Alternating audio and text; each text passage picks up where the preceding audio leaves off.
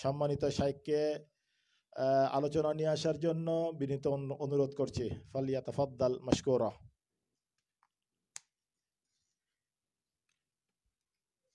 আসসালামু আলাইকুম ওয়া রাহমাতুল্লাহি ওয়া বারাকাতুহু। আলহামদুলিল্লাহি ওয়াহদা ওয়াসসালাতু ওয়াসসালামু আলা মান লা নাবিয়্যা বা'দা ওয়া আলা আলিহি ওয়া সাহবিহি ওয়া মাওয়ালা। বাংলাদেশ জমিয়তে আহলে হাদিস উত্তরা ঢাকা মহানগর উত্তর এলাকা কর্তৃক আয়োজিত আজকের এই গুরুত্বপূর্ণ আলোচনা সভা ও সুধী সমাবেশের সম্মানিত সভাপতি, ঢাকা মহানগর উত্তরের সম্মানিত সভাপতি শাইখ ডক্টর মুজাফফর বিন মহসিন হাফেজাহুল্লাহ, আজকের আলোচনা সভা ও সুধী সমাবেশের সম্মানিত প্রধান অতিথি, বাংলাদেশ জমিয়তে আহলে হাদিসের সম্মানিত সভাপতি শাইখ অধ্যাপক ডক্টর আব্দুল্লাহ ফারুক হাফেজাহুল্লাহ, আজকের আলোচনা সভা ও সুধী সমাবেশের সম্মানিত প্রধান আলোচক, বাংলাদেশ জমিয়তে আহলে হাদিসের সম্মানিত সেক্রেটারি জেনারেল অধ্যাপক আসাদুল ইসলাম হাফেজাহুল্লাহ, উপস্থিত আছেন আরো বাংলাদেশ জমিয়তে আহলে হাদিসের কেন্দ্রীয় দায়িত্বশীল বৃন্দ, ঢাকা মহানগর উত্তরের বিভিন্ন পর্যায়ের সম্মানিত দায়িত্বশীল কর্মী, সুধী মণ্ডলী।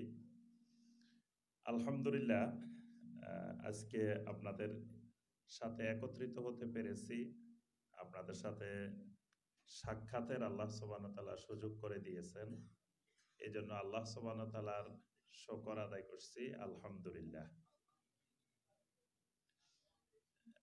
তো আমি বেশি আলোচনা করব না, আমাদের সম্মানিত আলোচক বৃন্দ আছেন, আমাদের দায়িত্বশীল বৃন্দ আছেন, তারা কথা বলবেন। আমি শুধু দুই একটি কথা বলেই আমার আলোচনা শেষ করব। আমরা বাংলাদেশ জমিয়তে আহলে হাদিসকে মহব্বত করি, ভালোবাসি, আসেন নাই, এটা আমি মনে প্রাণে বিশ্বাস করি।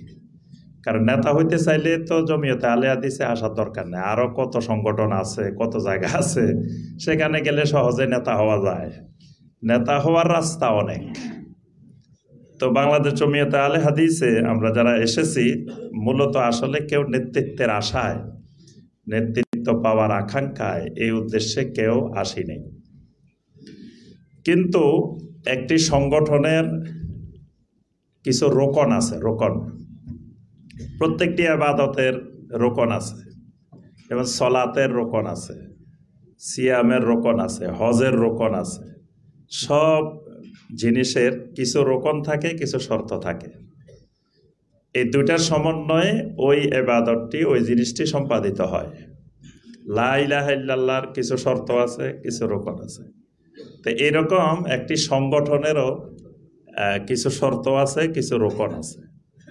যেই সংগঠনটি মূলত আল্লাহর দ্বীনকে লক্ষ্য করে, দ্বীনের প্রচার প্রসার, দ্বীনের প্রতিষ্ঠা, এই উদ্দেশ্য নিয়ে প্রতিষ্ঠিত হয়, ওই সংগঠনেরও কিছু রোকন থাকে। মানে এই খুঁটিগুলা যখন সংগঠনের দুর্বল হয়ে যায়, তখন ওই সংগঠন আস্তে করে দুর্বল হয়ে ভেঙে পড়ে যায়। তো এই সংগঠনের রোকনগুলো, খুঁটিগুলা যত মজবুত হয়, ওই সংগঠন তত শক্তিশালী হয়, তত মজবুত হয়। সংগঠনের অন্যতম একটি রোকন হল আল কিয়াদা, সেটি হলো নেতৃত্ব। নেতৃত্বটা সংগঠনের একটি রোকন। এবং সংগঠন ভালো নেতৃত্ব খুঁজে বের করা, ভালো নেতৃত্বের হাতে দায়িত্ব দিতে পারা, এটা সংগঠনের বড় সফলতা এবং এটা আল্লাহর বিশেষ রহমত, যে আমাদের ভিতর থেকে যোগ্য নেতৃত্ব বের করে নিয়ে আসা। এটা সবাই পারে না, সব সংগঠন পারে না। যেই সংগঠন যোগ্য নেতৃত্ব বের করে নিয়ে আসতে পারে, যেই সংগঠন তাদের সংগঠন পরিচালনার দায়িত্বটা যোগ্য ব্যক্তির হাতে তুলে দিতে পারে, এই সংগঠনটা দ্রুত প্রচার প্রসার শক্তিশালী হয়ে তার উদ্দেশ্যের দিকে দ্রুত এগিয়ে যাবে। মানে যেটা হয়তো 10 বছরে আগানোর কথা সেটা 1 বছরে এগিয়ে যাবে। আবার যদি সঠিক নেতৃত্ব নির্বাচনে, সঠিক নেতৃত্ব নির্ধারণে যদি ভুল করে সংগঠন, তাহলে সংগঠন পিছিয়ে যায়। কারণ এটা সংগঠনের একটা মৌলিক ভিত্তি, এটা একটা পিলার। নেতৃত্বের উপরে অনেক কিছু সংগঠনে নির্ভর করে। এজন্য নেতৃত্ব নির্বাচন করা, নেতৃত্ব নির্ধারণ করা, এটা কঠিন একটি আমানতের বিষয় এবং কঠিন চিন্তা ভাবনার বিষয়। আলহামদুলিল্লাহ, আমি এই কথাটা এই জন্য বলছি যে সংগঠনে কেউ নেতা হতে আসে নাই। বাংলাদেশ জমিয়তে আহলে হাদিসে কেউ নেতৃত্ব চায় না, এখানে নেতৃত্ব চাওয়াটাই নিষিদ্ধ। কিন্তু নেতৃত্ব আবার দরকার। নেতৃত্ব ছাড়া সংগঠন চলে না। নেতৃত্ব ছাড়া যদি আমরা নৌকা একটা ছেড়ে দিই, যে নৌকার কোনো পরিচালক থাকবে না, এমনি নৌকা অটোমেটিক নদীতে চলবে, বা আমরা জাহাজ একটা ছেড়ে দিলাম, লঞ্চ একটা ছেড়ে দিলাম, কোনো পরিচালক নাই, এটা অটোমেটিক নদীতে সাগরে চলবে। তো এটা যেমন গন্তব্য, ঠিক নেতৃত্ব ছাড়া যদি একটা সংগঠন চলে তো সেটারও এরকম গন্তব্য। তো এই জন্য নেতৃত্বটা দরকার। তাহলে কাউকে না কাউকে নেতৃত্ব দিতে হবে, নেতৃত্ব দিয়ে সংগঠন পরিচালনা করতে হবে। এখন সংগঠনের নেতা বানানো হইল, নেতৃত্ব করা হইল, এই নেতৃত্বটা কেউ চেয়ে নেয় নাই, কেউ নেতা হওয়ার জন্য ধরেন আগায় আসে নাই, আমরাই বের করলাম, আমাদের মধ্য থেকে নেতা নির্ধারণ করলাম। এখন নেতা নির্ধারণের পরে এবার নেতার আনুগত্য, নেতার নির্দেশনা, নেতার কথা মানা, এটা আমাদের উপরে বাধ্যতামূলক হয়ে যায়। এখন নেতা বানাইছি কিন্তু নেতার কথা শুনি না। নেতা বলে উত্তর দিকে যাও, আমরা যাই দক্ষিণ দিকে। নেতা বলে পূর্ব দিকে যাও, আমরা যাই পশ্চিম দিকে। এবারও কিন্তু এই সংগঠনের বেহাল দশা হয়ে যাবে। তো এই জন্য নেতৃত্ব নির্বাচন যেমন জরুরি, নেতৃত্বের আনুগত্য এটাও তেমন জরুরি। তো অত্যন্ত দুঃখজনক একটি বিষয়, আমরা ইদানিং মানে আমি বাংলাদেশ জমিয়তে আহলে হাদিসের একজন মুহিব্বিন, একজন সুদী হিসাবে আমি যে জিনিসটি লক্ষ্য করেছি যে কেন্দ্রীয় কাউন্সিলের পরে ফেসবুকে বিভিন্ন ধরনের লেখালেখি, এটা এই সংগঠনের জন্য আমি মনে করি অত্যন্ত দুঃখজনক, অত্যন্ত ক্ষতিকর। সংগঠনের ভিতরে অনেক কিছু হবে, হওয়াটাই স্বাভাবিক। এখানে আমরা বিভিন্ন ধরনের, বিভিন্ন মেজাজের, বিভিন্ন প্রকৃতির বিভিন্ন মানুষ একত্রিত হয়ে তো সংগঠন। তো সংগঠনের ভিতরে অনেক কিছু হইতে পারে, অনেক কিছু আলোচনা, পর্যালোচনা, এগুলো কিন্তু ওই রুমের ভিতরে সীমাবদ্ধ থাকবে। এটা রুমের বাইরে, এখান থেকে বাইরে হইলে উত্তর আর কোনো মানুষ জানবে না। এখানে অনেক কিছু হইতে পারে, অনেক আলোচনা, অনেক পর্যালোচনা আমাদের ভিতরে হবে, কথাবার্তা চলবে, কিন্তু এটা বাহিরে গেলে বাহিরের কোনো লোক জানবে না। এটা হলো সংগঠনের একটি আদর্শ, সংগঠনের মূল পরিচয়, যে ভিতরের আভ্যন্তরীণ এই কথাগুলো, অবস্থাগুলো বাহিরের কেউ জানতে পারবে না। কিন্তু আমরা দেখছি বাহিরের মানুষ জানা মানে কি সারা দুনিয়ার মানুষকে জানানো হচ্ছে, যে ফেসবুকে দিয়ে দিয়ে। তো এই সাংগঠনিক বিষয়গুলো ফেসবুকে আসবে কেন? এটা কিন্তু মারাত্মক অপরাধ। এই যারা ফেসবুকে দিয়েছেন বা ফেসবুকে প্রচার প্রসার করতেছেন সংগঠনের ব্যাপারে, এটা সাংগঠনিক দৃষ্টিতেও অপরাধ এবং ইসলামের দৃষ্টিতেও, কোরআন সুন্নাহর দৃষ্টিতেও এটা বড় ধরনের অপরাধ।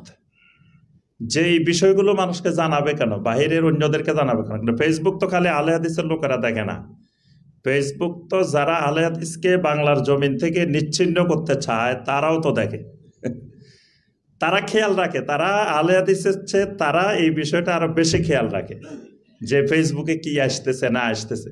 এখন আপনি মনে করিয়েন না যে এগুলো তারা রেকর্ড করে রাখে না, এগুলো সব তারা একবারে সুন্দর করে বাধাই করে রাখছে যে বাংলাদেশ জমিয়তে আহলে হাদিসের এই এই এই ঘটনা হয়েছে, এই কিছু হয়েছে, ফেসবুক জুড়ে সারা দুনিয়ার মানুষকে জানানো হচ্ছে। তো এটা একটা সংগঠন, আদর্শিক সংগঠন এবং দিনই সংগঠন।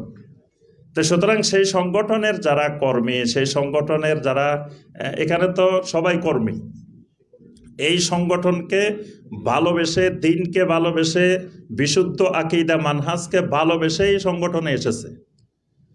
এখন এই যে সময়টা আপনারা এখানে দিচ্ছেন, বাহিরে সবার অফিসিয়াল কাজ, কত কাজ আছে, সব কাজ রেখে এখানে আসছেন কেন?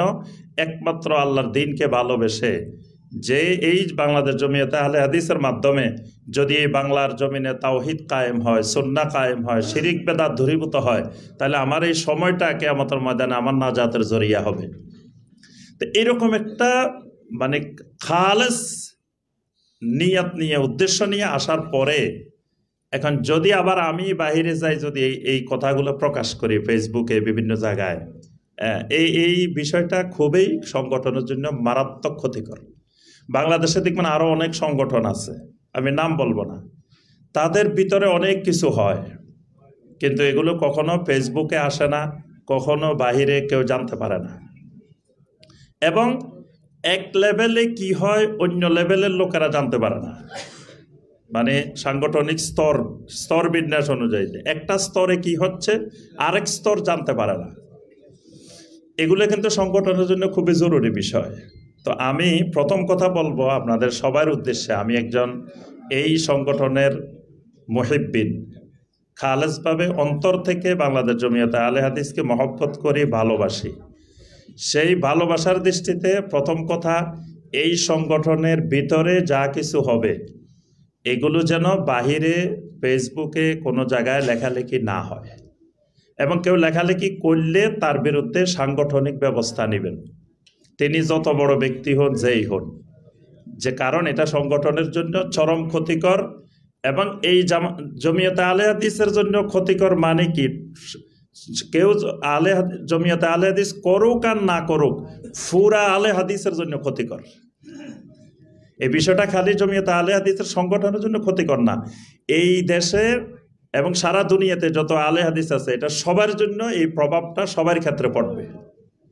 তাহলে তিনি ছোটখাটো অপরাধ করেন না এগুলো ফেসবুকে দিয়ে। এজন্য এই বিষয়গুলো যারা করে তাদের বিরুদ্ধে সাংগঠনিক ব্যবস্থা নেওয়া দরকার। এটা হলো আমার প্রথম অনুরোধ। আর আমরা যারা আসছি, যাদের কাছে এই মেসেজ পৌঁছবে, আমি অনুরোধ করব আমরা যেন এই জাতীয় সাংগঠনিক কোনো বিষয়ে ফেসবুকে, তারপরে অন্যান্য মিডিয়ায় যেন আমরা এগুলো প্রচার প্রসার না করি, না দিই। সমালোচনা করতে হবে, সংগঠনের অনেক সমালোচনা থাকবে, নেতৃত্বের সমালোচনা থাকবে।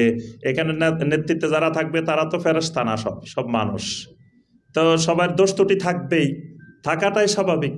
সেটা সংগঠনের সাংগঠনিক প্রোগ্রামে, সাংগঠনিক সিস্টেমে সেটা সমালোচনা হবে, আত্মসমালোচনা হবে, মহাসাবা হবে, সব হবে, তারপরে সংশোধন হবে, কিন্তু এটা বাহিরে যাবে না। এটা এবারের এই ঘটনায় একটা বিষয় আমাদের কাছে প্রমাণিত হয়েছে, আমরা সাধারণ মানুষ হিসাবে, যে এই বাংলাদেশ জমিয়তে আহলে হাদিসের ভিতরে এটা বড় ধরনের একটা দুর্বলতা আছে। এটা সাংগঠনিক বড় দুর্বলতা, যে এই সংগঠনের কথা তথ্য বাহিরে ফাঁস হয়ে যায়, বাহিরের মানুষ জানে, বাহিরে প্রচার প্রসার করে। এটা কিন্তু হতে দেওয়া যাবে না ভবিষ্যতে। এটা ছিদ্র বন্ধ করতে হবে, এটা খেয়াল রাখতে হবে এই সংগঠনকে এগিয়ে নিতে হলে।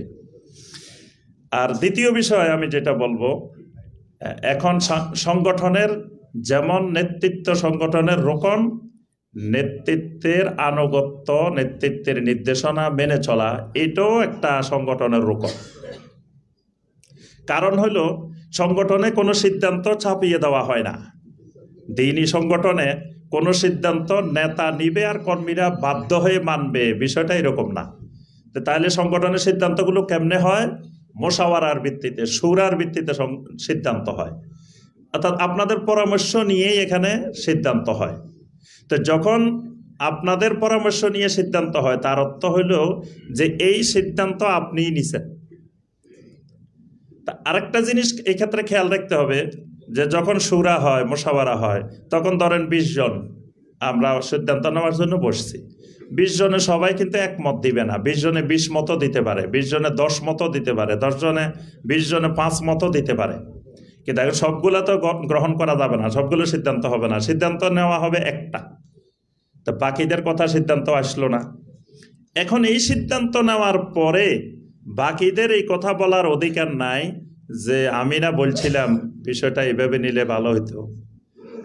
আবার দেখা গেছে যে সিদ্ধান্ত নেওয়া হয়েছে ওই সিদ্ধান্তে কোনো ক্ষতি হয়েছে, উপকার হয় নাই, তখন যদি বলি যে না আমি না ওই সিদ্ধান্ত এইটা বলছিলাম ওইভাবে নেওয়ার জন্য, আমার কথা তো শুনে নাই, এটাও কিন্তু ক্ষতিকর, এটাও সংগঠনের জন্য বড় ক্ষতিকর। যখন পরামর্শ দেওয়ার সময় এক একজন এক এক পরামর্শ দিব, কিন্তু যখন একটা সিদ্ধান্ত হবে এবার ওইটা আমার এই সিদ্ধান্ত, আমার এই পরামর্শ, ওইটা বাস্তবায়ন করা আমার উপরে এখন দায়িত্ব। কিন্তু আমি যেটা পরামর্শ দিছি সেইটা ধরে অনড় হয়ে বসে থাকা যাবে না, আমি তো ওইটা বলছিলাম। এইটা ধরে যদি বসে থাকে তাহলে সংগঠনের জন্য মারাত্মক ক্ষতিকর। এই জন্য দেখেন কোরআনে কারিমে, আপনারা সবাই জানেন এগুলো, কোরআনে কারিমে নবী সাল্লাল্লাহু আলাইহি ওয়াসাল্লামের হাদিসে নেতৃত্বের আনুগত্যের ব্যাপারে অসংখ্য আয়াতে কারিমা, অসংখ্য হাদিস এসেছে আমাদের সামনে। কোরআনে কারিমে সূরা আল আম্বিয়ার 73 নম্বর আয়াত, আল্লাহ পাক বলেন ওয়াজআলনাহুম আইম্মাতান ইয়াহদুনা বিআমরিনা, যুগে যুগে আম্বিয়া আলাইহিমুস সালামকে আমি পাঠিয়েছি, ওয়াজআলনাহুম আইম্মা, আমি নবী রাসূলদেরকে আম্বিয়া আলাইহিমুস সালামকে ইমাম বানিয়ে, নেতা বানিয়ে পাঠিয়েছি। তারা কি করবে? ইয়াহদুনা বিআমরিনা, আমি আল্লাহর নির্দেশনা অনুযায়ী দুনিয়ার মানুষকে পরিচালনা করবে। তাহলে এই যে আম্বিয়া আলাইহিমুস সালাম, তারা নবী, আবার জনগণের, ওই জমানার ওই মানুষের, এবং আল্লাহ পাক যেমন মুহাম্মদ সাল্লাল্লাহু আলাইহি ওয়াসাল্লামকে কিয়ামত পর্যন্ত সকল মানুষের ইমাম বানিয়ে পাঠিয়েছেন, নেতা বানিয়ে পাঠিয়েছেন। তাহলে এই নেতৃত্বের আনুগত্য এটা আল্লাহ পাক ফরজ করে অসংখ্য আয়াত নাজিল করছেন। একটা কমন আয়াত আমরা জানি, সূরা আন-নিসার 59 নম্বর আয়াত, ইয়া আইয়ুহাল্লাযীনা আমানু আতিউল্লাহ ওয়া আতিউর রাসূলা ওয়া উলিল আমরি মিনকুম। এখানে আল্লাহ পাক আল্লাহ এবং রাসূলের আনুগত্যের সাথে উলিল আমরকে সম্পৃক্ত করেছেন। তাহলে উলিল আমরের আনুগত্যটাও জরুরি বিষয়।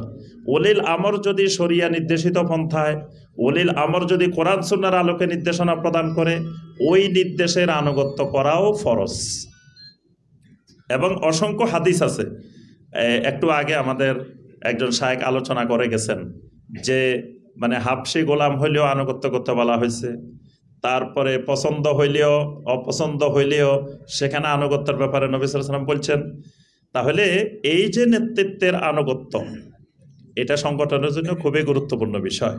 এটা যদি না থাকে তাহলে সংগঠন বেশি দূর আগাইতে পারবে না, এক জায়গায় গিয়ে সংগঠন স্থবির হয়ে যাবে, তখন আর সামনে আগাবে না, সাংগঠনিক কার্যক্রম স্থবির হয়ে থাকবে।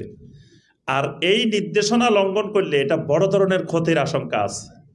যেমন আমরা সবাই জানি উহুদের যুদ্ধে নবী সাল্লাল্লাহু আলাইহি ওয়াসাল্লাম 50 জন সাহাবীকে যেই গিরিপথে দায়িত্ব দিয়েছিলেন, সেখানে সামান্য একটু নেতৃত্বের নির্দেশনা লঙ্ঘন করার কারণে আল্লাহ সুবহানাহু ওয়া তাআলা সেখানে কত বড় বিপর্যয়ের মুখোমুখি করেছিলেন। সামান্য যে তারা মনে করছে বিজয় হয়ে গেছে, এখন তো আর আমাদের ওই নির্দেশ মানা জরুরি না, একটু সরে গেছেন। এই আল্লাহ পাক শিক্ষা দিয়েছেন যে কিয়ামত পর্যন্ত নেতৃত্বের নির্দেশনা লঙ্ঘন করলে কি ধরনের বিপর্যয় হতে পারে। এই জন্য সবসময় আমাদেরকে এটা খেয়াল রাখতে হবে যে এই সংগঠন আমার ইমানের সংগঠন, এটা আমার ইমানের দাবি, এটা আমার মানহাজের দাবি। এই ইমানের দাবি, আকীদা, মানহাজের দাবি পূরণের জন্যই আমি এই বাংলাদেশ জমিয়তে আহলে হাদিসের সাথে সম্পৃক্ত হয়েছি। সুতরাং বাংলাদেশ জমিয়তে আহলে হাদিসের সাথে সম্পৃক্ত হওয়ার উদ্দেশ্য হলো আমার জান্নাতে যাওয়া, জান্নাত লাভ করার রাস্তাটা সহজ হওয়া। এখন সহজ হওয়ার জন্য, জান্নাতে যাওয়ার জন্য সংগঠনে আসলাম, এসে যদি এমন কর্মকাণ্ড করলাম যেটা জাহান্নামে যাওয়ার রাস্তা সহজ করে দিছে, তাহলে তো এই সংগঠনে আসার চেয়ে আমার দূরে বসে থাকা আরো ভালো ছিল, নিরাপদ ছিল। যেখানে আসি আমার জান্নাতে যাওয়ার রাস্তা সহজ না হয় জাহান্নামে যাওয়ার রাস্তা সহজ হয়ে গেছে।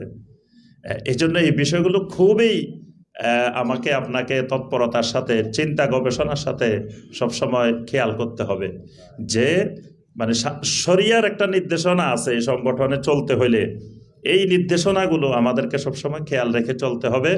তাহলে দেখবেন যে ইনশাআল্লাহ বাংলাদেশ জমিয়তে আহলে হাদিস অচিরেই অনেক দূর এগিয়ে যাবে ইনশাআল্লাহ। এবং এই দেশের মুসলিম বাংলাদেশ জমিয়তে আহলে হাদিসের দিকে তাকিয়ে আছে, কারণ আগামীর বাংলাদেশ সালাফি মানহাজের বাংলাদেশ। এটা আমি অল বাংলাদেশের 64 জেলায় ঘোষণা দিছি যে আগামীর বাংলাদেশ হবে ইনশাআল্লাহ সালাফি মানহাজের বাংলাদেশ। আমি গত রাত্রে যে জায়গা থেকে আসছি, মানে ভোর 4টায় আমি বাসায় পৌঁছছি, তো যেখানে মাহফিল ছিল ফেনীতে, ফেনী ছাগলনাইয়া, তো এখানে যখন একটা মাদ্রাসা, আপনার একজন দেওবন্দি মুফতি উনি মাদ্রাসাটা প্রতিষ্ঠা করেছিলেন, করার পরে মাদ্রাসাটা একসময় বন্ধ হয়ে গেছে। তা উনি আলহামদুলিল্লাহ সৌদি আরব গিয়ে সহি আকিদার সন্ধান পেয়েছেন। তো তিনি এই মাদ্রাসাটা যখন সালাফি মানহাজের আলোকে পরিচালনা করতে চেয়েছেন, এখন বিভিন্ন কারণে শেষ পর্যন্ত মাদ্রাসা বন্ধই হয়ে গেছে। পরে উনি আমাকে ডেকে নিলেন, ডেকে নিয়ে বললেন যে মাদ্রাসাটা দায়িত্ব আপনাকে দিলাম, আপনি শুরু করেন। তা আমি শুরু করছি আজকে 3 বছর। তো প্রথম বছর যখন শুরু করছি, পুরা এলাকায় এত বিরোধিতা যে এটা আলে হাদিসের মাদ্রাসা, এখানে কোনো ছাত্র দেওয়া যাবে না, এখানে কোনো সহযোগিতা করা যাবে না, সব বন্ধ, টাকা পয়সা দেওয়া বন্ধ, ছাত্র দেওয়া বন্ধ। তা আমি বলছি একজন হইলে একজন দিয়ে আমরা শুরু করব, ছাত্র বেশির দরকার নাই, একজন শিক্ষক একজন, ছাত্র একজন। তা আলহামদুলিল্লাহ প্রথম বছর 20-25 জন, তারপরের বছর 40-50 জন, এখন 100-র উপরে স্টুডেন্ট। তা আমি যে কথাটা বলছিলাম যে প্রথম দিকে তাদের আমাদের ব্যাপারে অনেক ভুল বোঝাবুঝি। প্রথম বছর মাহফিল করছি, মানুষ নাই। আমি এই জন্য এই কথাটা বাংলাদেশের সব জায়গায় বলি যে এক জায়গায় আমি মাহফিল করছি, 2 ঘন্টা আলোচনা করছি, আমার সামনে কোনো শ্রোতা নাই, শ্রোতাবিহীন 2 ঘন্টা আলোচনা, মাইক দিয়ে 2 ঘন্টা আলোচনা, যে সবাই বাড়িতে বসে বসে শুনুক, এখানে আসার দরকার নেই, সামনে আসার দরকার নেই, বাড়িতে শুনুক। আচ্ছা, তো শুনছে বাড়িতে বসে বসে, ওইগুলা কিন্তু খুব মনোযোগ দিয়ে শুনে, চা দোকানে বসে বিভিন্ন জায়গায় শুনে এরা কি বলে, এটার আকর্ষণ থাকে। তো সামনে আসে না, আশেপাশে ঘোরাঘুরি করে খালি। তাই আচ্ছা শুনছে। দ্বিতীয় বছর কয়েকজন আসছে। তা কালকে যে মাহফিল হয়েছে ওই জায়গায়, তা আপনার নাস্তা বানাইছে 350 লোকের জন্য নাস্তা বানাইছে, এখন অর্ধেক লোকেরও নাস্তা হয়নি, মানে এত মানুষ হয়েছে এখানে। তো তার অর্থ কি? তার অর্থ হলো মানুষগুলা প্রথম দিকে তাদেরকে ভুল বোঝানো হয়েছে, আলে হাদিসের ব্যাপারে ভুল ধারণা দিছে। কিছু মানুষ ঘুরে ঘুরে, কিছু ইমাম সাহেব ঘুরে ঘুরে মানুষকে ভুল ধারণা দিছে। এই 3 বছরে তারা বুঝতে পারছে যে আসলে সালাফি মানহাজের ব্যাপারে তারা যা শুনছিল মিথ্যা কথা, এগুলো আসলে এরকম না। এবং এরাই যে সঠিক ইসলামের ধারক বাহক, এটা আলহামদুলিল্লাহ এলাকার জনগণ বুঝতে পারছে। এবং দেখলাম যে কালকে মানুষ আর মানুষ আমাদের প্রোগ্রামে, আমি গেছি, শাইখ আব্দুল আলিম কাউসার মাদানী উনি গেছেন, এরকম অনেক মানুষ। তাহলে তার অর্থ কি? যে এটা প্রমাণ করতেছে যে আগামীর বাংলাদেশ সালাফি মানহাজের বাংলাদেশ হবে ইনশাআল্লাহ। মানুষ দলে দলে আসতেছে। এখন এই মানুষ তো আসবো দলে দলে, মানুষ আসার চেয়ে বড় কথা এই মানুষগুলোর নেতৃত্ব দিবে কে, এটা জরুরি বিষয়। এই জন্য নেতৃত্ব তৈরি করতে হবে। আর নেতৃত্ব তৈরির অন্যতম প্রতিষ্ঠান হইতে হবে বাংলাদেশ জমিয়তে আহলে হাদিস। যে এই বাংলাদেশ জমিয়তে আহলে হাদিস পুরা বাংলাদেশের 64 জেলায় এই যে মানুষগুলো সালাফি মানহাজের দিকে আসতেছে, এদের নেতৃত্ব গ্রহণ করতে হবে। তাওহীদের পতাকা এদের হাতে, তাওহীদের নেতৃত্ব দিবে এরা। তাহলে এই নেতৃত্ব তৈরি করার এটা একটা কারখানা হইতে হবে বাংলাদেশ জমিয়তে আহলে হাদিস। তো সেই জায়গায় এই জন্য প্রত্যেকটি বিষয় সিদ্ধান্ত নেওয়ার ক্ষেত্রে, সিদ্ধান্ত বাস্তবায়নের ক্ষেত্রে আমাদেরকে খুব ভেবে চিন্তে আগাইতে হবে। যা এই জায়গাগুলোতে ভুল হইলে তাহলে আর নেতৃত্ব তৈরি হবে না, নেতৃত্ব দেওয়ার মতো যোগ্যতাও থাকবে না। মানুষ আসতেছে লাখ লাখ কোটি কোটি, নেতৃত্ব দেওয়ার লোক নাই। তখন কিন্তু যেই বাংলাদেশ হওয়ার কথা সালাফি মানহাজের, সেই বাংলাদেশ হবে না, কারণ নেতৃত্বটা খুবই জরুরি। তা আমি এই জন্য আপনাদেরকে অনুরোধ করব, ইনশাআল্লাহ যেখানে যেখানে সংগঠন নাই ওই জেলাগুলোতে সংগঠন কায়েম করতে হবে। এবং প্রত্যেকটা বড় বড় প্রতিষ্ঠান, বাংলাদেশের যতগুলো বড় মাদ্রাসা আছে, প্রত্যেক মাদ্রাসায় কিন্তু বর্তমানে সালাফি মানহাজের ছাত্র আছে, কিন্তু সংগঠন নাই। এই জন্য সব্বানকে শক্তিশালী হতে হবে, সব্বানকে প্রত্যেক মাদ্রাসা, বড় মাদ্রাসাগুলোতে সংগঠন কায়েম করতে হবে।